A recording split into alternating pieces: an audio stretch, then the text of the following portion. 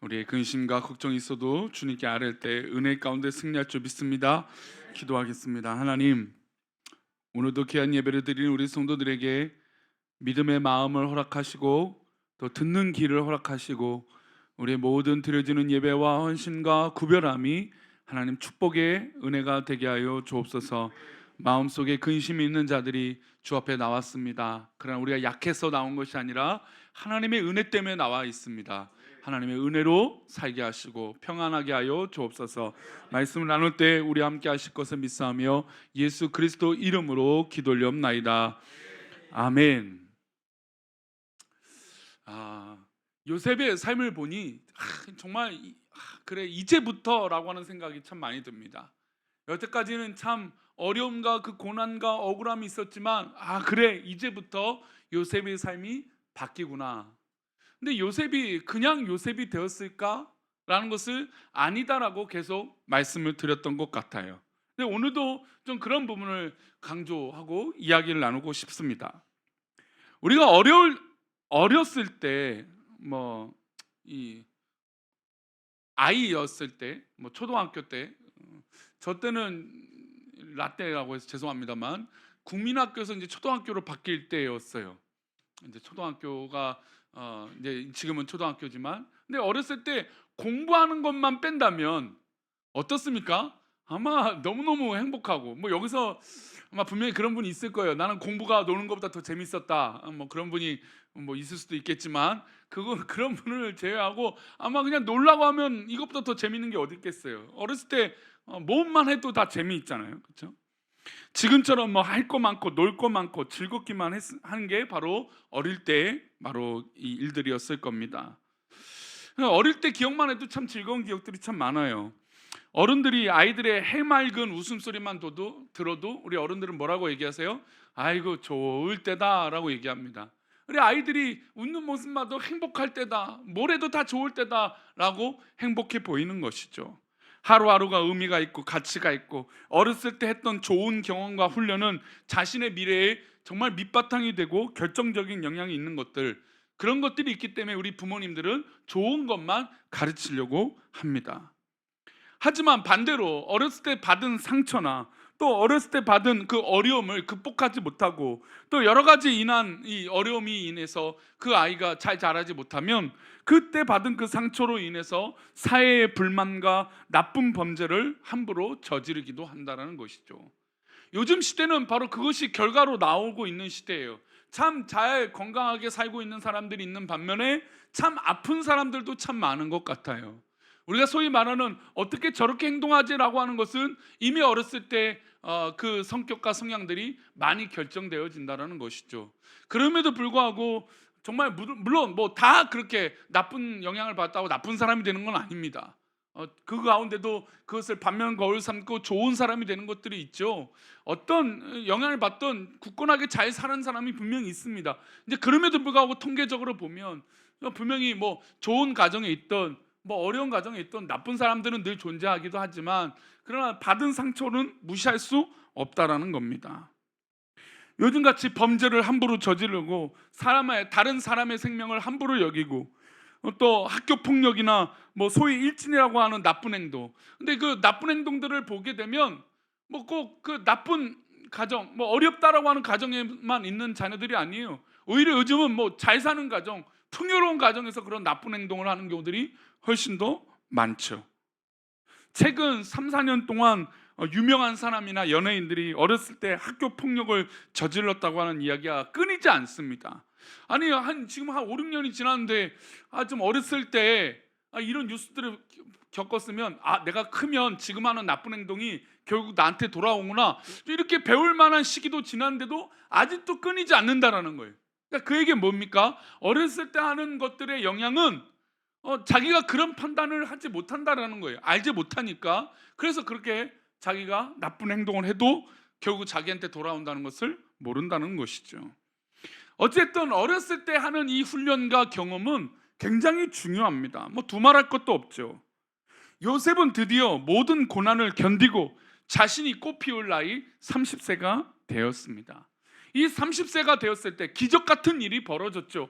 정말 계속해서 어려움이 있었던 이 요셉이 정말 놀라운 기적 같은 일을 경험합니다. 우리 46절을 한번 읽어보겠습니다. 다시 읽습니다. 시작.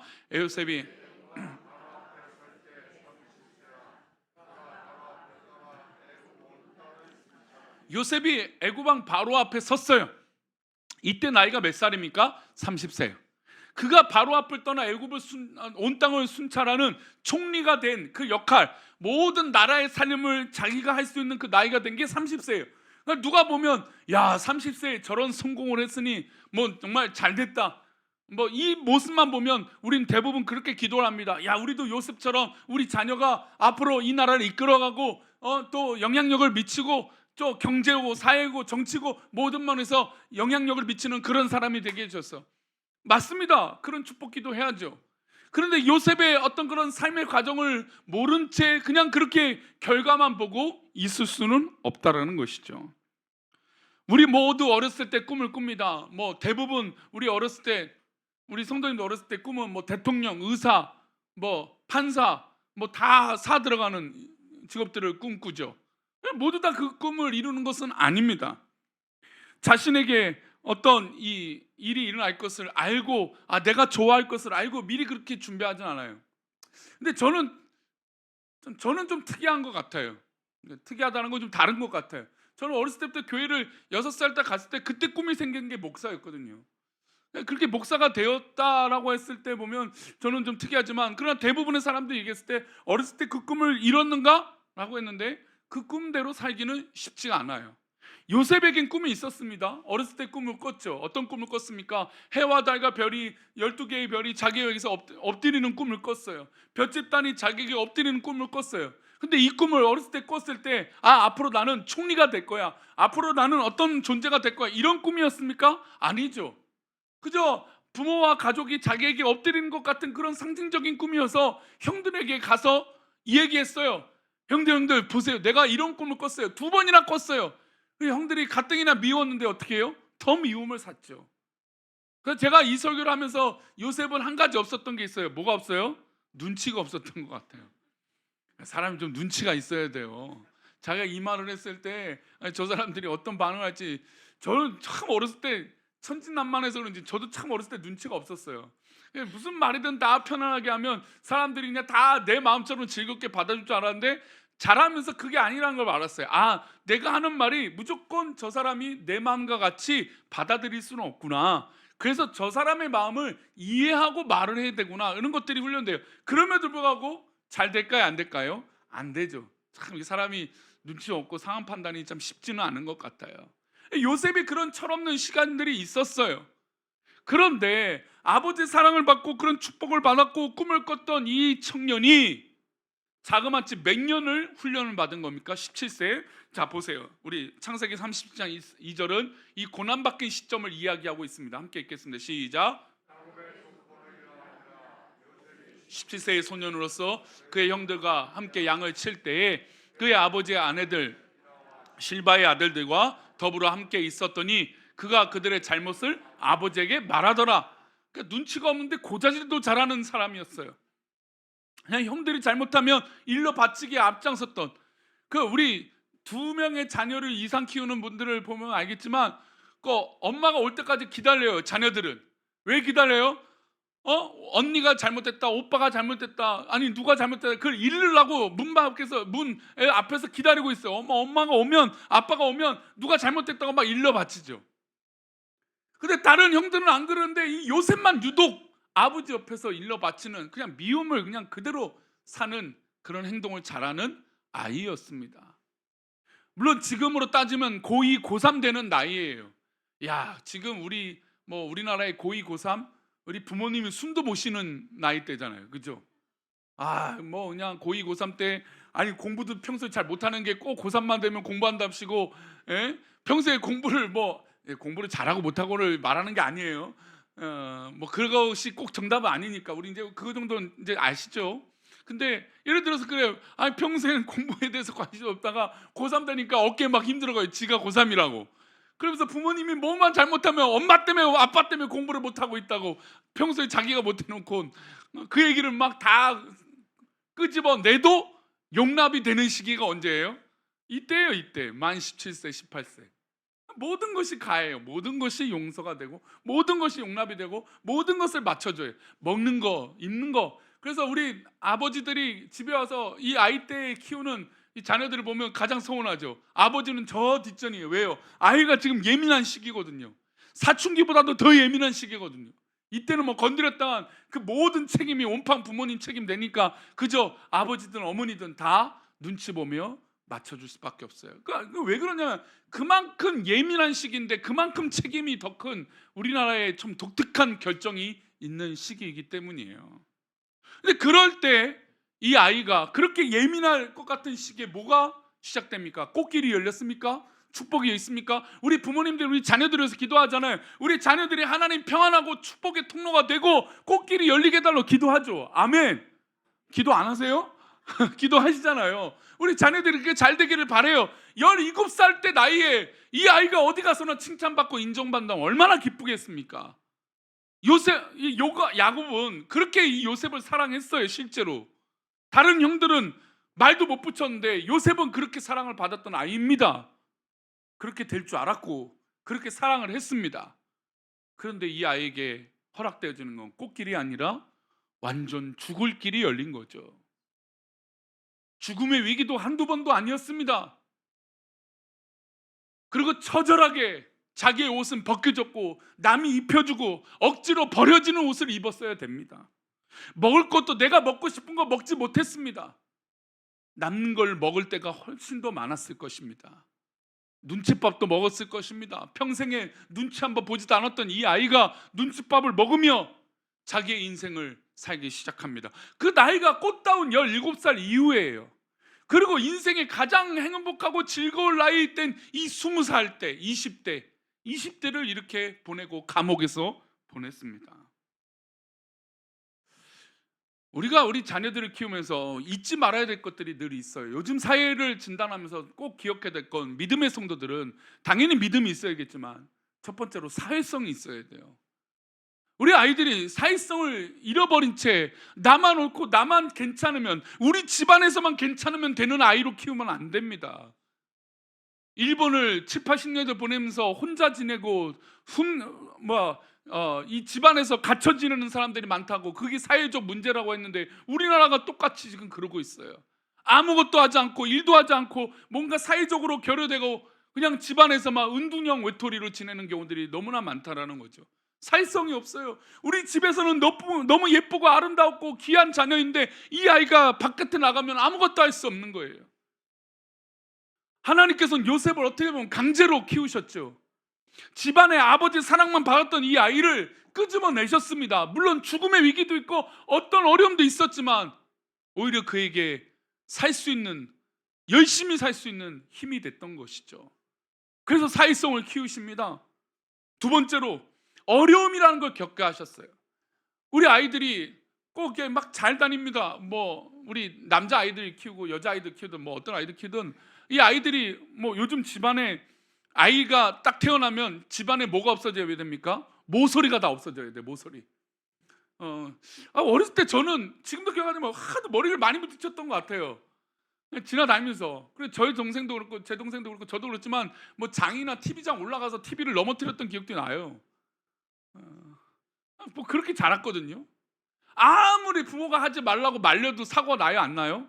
사고 나요. 뭐 그렇다고 사고를 내라는 건 아닙니다. 나라는 건 아닙니다. 건강히 크고 그래야죠. 근데 우리 지금 부모님들은 아니 그냥 하루 10분 아니라 24시간 관찰하려고 그래요. 내 품 안에 있으려고 해요. 이 얘기를 듣고 뜨끔한 우리 엄마들 자유하세요. 지금 목사님이 막 시험 들라고 얘기하는 게 아니에요. 이 사회 현상이 그렇다는 거예요. 우리가 우리 손으로 다 잡을 수 없다라는 거예요. 그 때로는 그것이 어떤 게 되냐면 어려움도 겪어도 괜찮다라는 거예요. 힘든 것을 좀 경험해봐도 된다라는 것이에요. 어려움 없이 우리 아이들이 나중에 딱 됐을 때 만약에 어려움이 자기 앞에 딱 왔을 때 이것을 이길 수 있느냐? 물론 이기는 사람도 있겠죠. 성향적으로 잘 이겨내는 사람들 분명히 있습니다. 그런데 어렸을 때 이것을 경험하지 않으면 너무너무 당황해요. 저는 이 사회 현상 가운데 가장 아이러니한 건 뭐 요즘 뭐 우리 건물에 일어나는 일뿐만 아니라 요즘 취업한 사람은 성인이잖아요. 근데 오늘 내가 출근하기 싫어요. 근데 거짓말을 해야 돼요. 그 거짓말을 누구한테 시켜요? 엄마한테 시키는 거예요. 엄마, 나 지금 몸이 안 좋아서 출근을 못해. 학교도 아니죠. 학교라면 다행이죠. 출근을 못 한다. 그래서 부모님 보고 회사에 전화해서 이 아들이 좀 몸이 좀 안 좋다고 거짓말을 하게 만들어요. 그걸 떳떳하게. 그러면서 부모님이 막 읍소해갖고 한번 봐달라고. 이게 뭐 사회 현상이로 그렇다 칠 수 있어요. 그게 뭐 또 다 나쁘다고 말할 수는 없을 수도 있겠습니다. 뭐 또 내가 그 상황이 또 아니니까. 그런데 어려움이라는 걸 극복하지 못하니까 심지어 사람과 사람을 만나는 것도 어려워하는 거예요. 왜요? 저 사람이 아무런 나에게 해코지도 하지 않고 나쁜 것도 아닌데 불편한 거예요. 이거는 내성적인 것과 뭐 내향적인 것과는 상관없는 거예요. 사람을 두려워한다는 거죠. 왜 그럴까요? 이 두려움이 있기 때문이에요. 사람을 대하는 두려움이 있기 때문이에요. 한 번도 어릴 때부터 이것들이 경험하지 못하니까 자꾸 가슴을 다쳐. 어렸을 때 다치기도 하고 또 넘어지기도 하고 마음이 아파 보기도 한 거예요. 어렸을 때 사랑도 해봐야죠.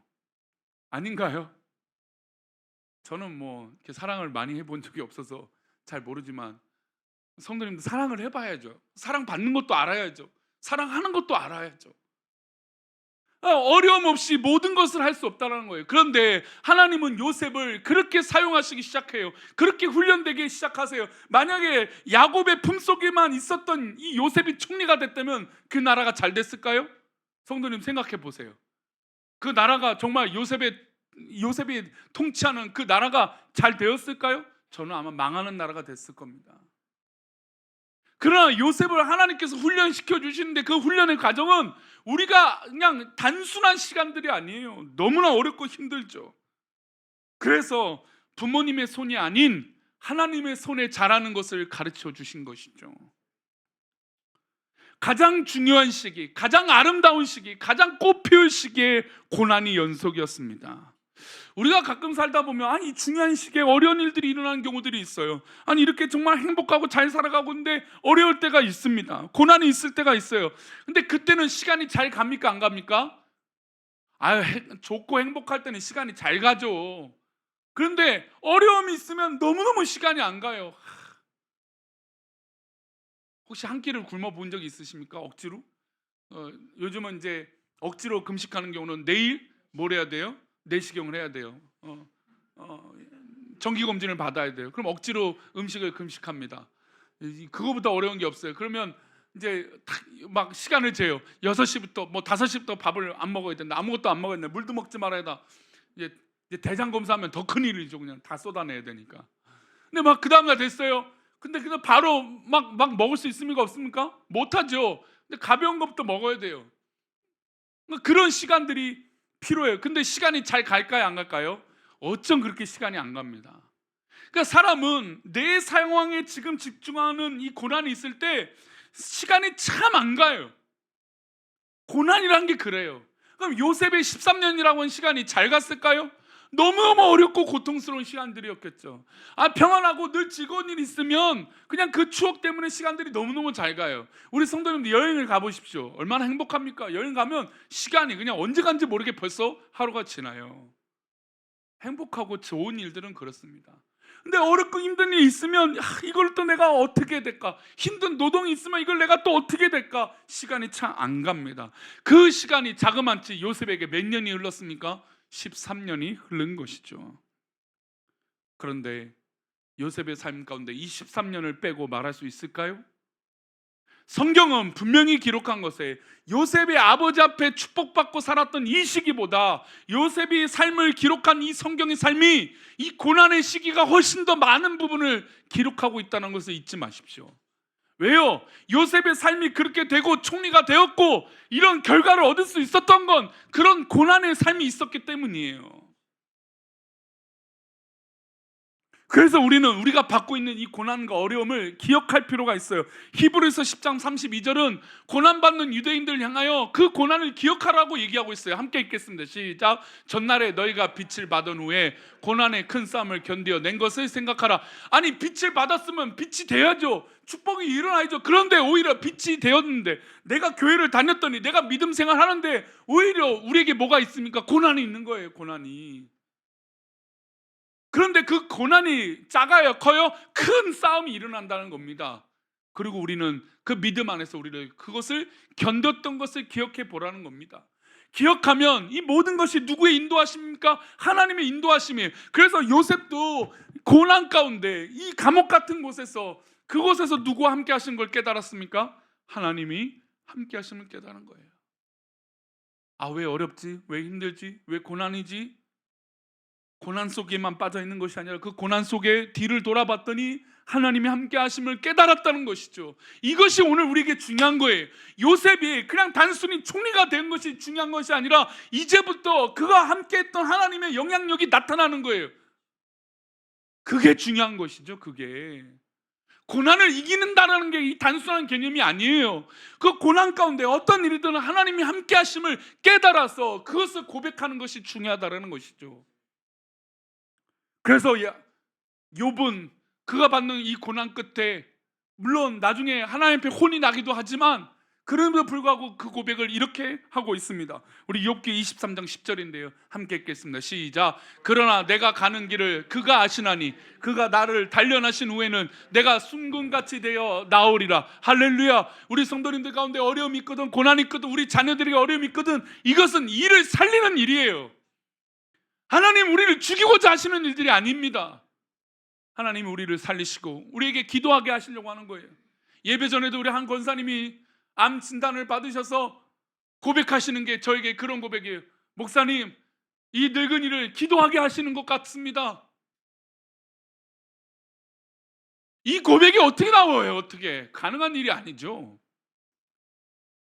고난을 받는데 우리는 어떻게 그렇게 고백합니까? 고난이 있어도 하나님의 손길을 믿기 때문이에요. 고난이 있어도 하나님 역사하심을 믿기 때문이죠. 그러니 요셉은 이제까지 훈련받은 게 잘 되어진 거예요. 왜요? 고난 가운데 하나님 앞에 깊이 기도하는 것을 깨달았기 때문이에요. 이제 총리가 되었지만 경고망동하지 않아요. 복수의 칼날을 낳지 않아요. 술 맡은 관원장 불러놓고 너 죽일래 살릴래 이러지 않아요. 그때 기억하지 못했어, 안 했어, 이 얘기 따지지 않습니다.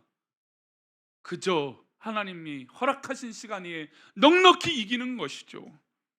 우리 성도님들 꼭 기억하십시오. 내가 가는 이 길을 우리 하나님 알고 계십니다. 이 길이 좋은 길이든 평탄한 길이든 돌짝밭이든 어떤 안 좋은 길이든 우리의 길을 하나님이 알고 계시니 하나님께서 이 길을 걸어가신 후에 나를 단련시켜 주신 것뿐만 아니라 순금같이 되게 해 주실 것을 믿습니다. 요셉의 삶이 바로 그러지 않았습니까? 우리는 그래서 여기에 결심할 것이 필요해요. 바로 후회하거나 뒤를 돌아봐서는 안 돼요. 우리가 얼마 전에 올해 나눴던 말씀이에요. 룻의 아내는 뒤를 돌아봤어요. 근데 뭐가 되었습니까? 우리 창세기 19장 26절입니다. 함께 읽겠습니다. 롯의 아내는 뒤를 돌아봤으므로 소금 기둥이 되었더라. 롯의 아내는 뒤를 돌아봤어요. 왜 뒤를 돌아봤을까요? 소돔과 고모라 땅에서 누렸던 모든 인간적인 것들을 좋아했어요. 근데 하나님은 뒤를 돌아보지 말아라 했는데 그 말씀을 지키지 아니했죠. 그래서 뒤를 돌아보다가 뭐가 됐습니까? 소금 기둥이 됐습니다. 인간적인 미련과 후회는 바로 이런 것이에요. 내가 선택한 것을 하나님 앞에 맡기면 어떤 결과든 내가 받아들일 수 있는 거예요. 그리고 나아갈 수 있는 것이죠. 그러니 이제부터 이 고난을 견딘 후회가 기대가 되는 거예요. 왜요? 하나님이 더욱더 인도하실 것을 믿으니까. 그러나 그 믿음 없는 사람들은 뒤를 돌아보고 후회하죠. 미련을 떠는 거예요. 우리 성도님들 미련이 사라지기를 축원합니다. 후회되는 자꾸 고민들이 사라지기를 원합니다. 하나님께서 허락하신 모든 삶의 영향들이 되기를 축원합니다. 우리는 앞으로 뭘 믿고 나아갈까요? 이스라엘 민족이 광야의 길을 갔습니다. 근데 이 광야의 길은 어떤 땅이었습니까? 애굽 땅에서 종이 되었을 때, 하나님 이제 이 종살이 너무너무 지긋지긋합니다. 힘듭니다. 어렵습니다. 그리고 눈물로 기도했어요. 그랬더니 하나님께서 모세를 세우셔서 출애굽을 시키셨어요. 출애굽을 시키셨고 저 수많은 군대를 무찔러 주셨어요. 근데 그 군대를 무찔러 주셔서 딱 하니 길이 열렸는데 그 길이 뭡니까? 가나안 땅이 바로 앞에 있었나요? 젖과 꿀이 흐르는 그 당시로 따지면 강이 있는 그런 좋은 땅이었을까요? 아닙니다. 이스라엘 민족이 딱 맨 처음 만난 땅은 홍해 바다였어요. 뒤에는 애국 군대가 쫓아오는 땅이었고, 그 홍해를 건너자마자 뭐가 열려 있습니까? 광야, 사막이 열렸던 거예요. 여러분, 우리의 일이 일어난 일들 가운데 이 모든 결과와 시작과 이제부터 일어나는 모든 일들을 하나님 앞에 맡긴다는 건 너무나 중요해요. 그런데 우리는 여기서 하나님, 출애굽 시켜줬는데 이제 와서 우리를 여기서 죽게 한다고요? 이스라엘 민족이 그랬어요. 하나님, 먹을 것도 없고요, 마실 것도 없고요, 우리를 이렇게 다 죽이신다고요? 그런데 출애굽기를 다 마무리하고 모든 사람들이 고백하는 건 뭘로 고백하신지 아십니까? 자기가 신은 신발도 떨어진 적이 없고, 옷이 떨어진 적이 없고, 먹을 것이 떨어진 적이 없어요. 마실 것이 떨어진 것이 없어요. 그게 하나님의 역사하심이죠. 그런데 우리는 자꾸 뒤를 돌아봐요. 여러분, 뒤를 돌아보지 마시고 하나님이 하실 것들을 바라보시기 바랍니다. 그 광야에서 하나님 어떻게 인도하셨습니까? 출애굽기 13장 21절입니다. 함께 읽겠습니다. 시작. 여호와께서 그들 앞에서 가시며 낮에는 구름 기둥으로 그들의 길을 인도하시고 밤에는 불 기둥을 그들에게 비추사 낮이나 밤이나 진행하게 하시니, 할렐루야. 하나님께서 그들 앞에서 가시며 하나님께서 우리 성도들 앞에 가실 줄 믿습니다. 그러니 의심하지 마시고 하나님만 바라보십시오. 우리 하나님께서 분명 내 삶 가운데 낮에는 구름 기둥으로 밤에는 불 기둥으로 인도하실 것입니다. 이게 하나님의 계획이에요. 그러나 지금 내 발 밑을 보면 뭡니까? 광야예요. 광야. 쉽지 않은 길이죠. 뜨겁고 힘든 길이 맞습니다. 그러나 우리는 그 길을 보는 것이 아니라, 땅을 바라보는 것이 아니라 하나님을 바라보는 것이죠. 우리 성도님들, 내 삶의 다양한 일들이, 아마 여기 앉아있는 모든 사람들의 상황들이 다 각양각색으로 다를 겁니다. 형편들도 다르고 상황들도 다르고 여건들도 다 다를 겁니다. 그러나 우리가 믿고 있는 하나님은 동일한 하나님이신 줄 믿습니다. 그 하나님만 바라보고 우리의 마음을 하나로 만들어 봅시다. 그리고 하나님이 우리 앞에 가실 것을 믿고 오늘도 내 삶을 인도하실 것을 믿고 그 믿음으로 승리하는 저와 여러분 되시기를 축원합니다. 아멘. 이 시간 우리 은혜로다, 우리 함께 찬양하시고 일어서시겠습니다. 하시고 기도하고 축도로 마치겠습니다.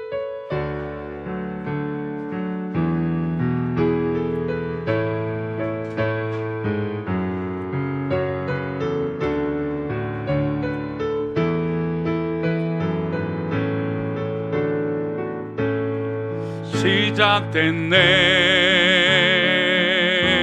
우리 주님의 능력이 나의 삶을 다스리고 새롭게 하네.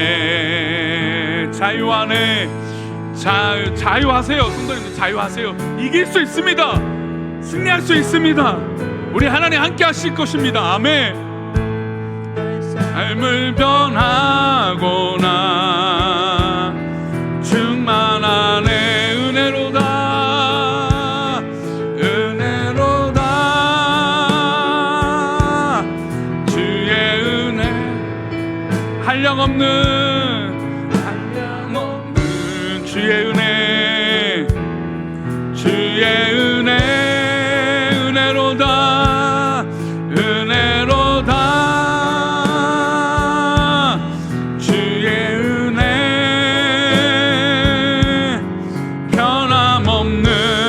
신실하신 주의 은혜, 은혜로다.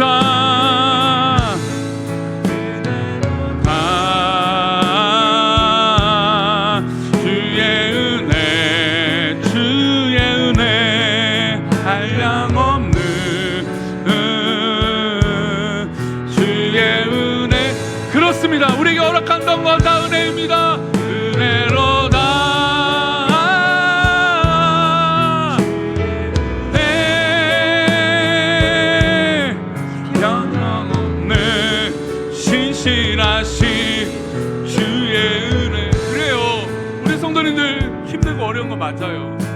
역사도 이해 못할 그런 어려움 속에 있을 겁니다. 그러나 포기하거나 또 미련 남기지 마시고 오늘 나에게 허락하신 하나님의 은혜를 믿으시길 바랍니다. 자유하시길 바랍니다. 평안하시길 바랍니다. 이 시간 우리 하나님 앞에 기도할 때 하나님, 내가 자유하기 원합니다. 평안하기 원합니다. 이기길 원합니다. 하나님, 우리 가정이, 우리 모든 모습들이 잘 되게 하여 주시옵소서. 이 시간 우리 그렇게 하나님 앞에 기도하겠다 같이 기도합니다.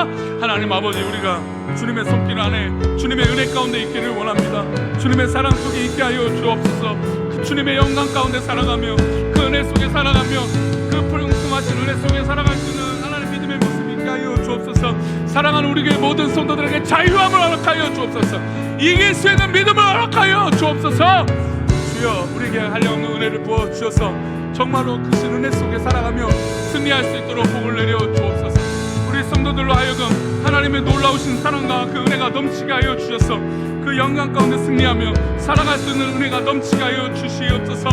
오 주여, 은혜를 내려 주옵소서. 하나님 역사하여 주옵소서. 우리와 함께 하여 주옵소서.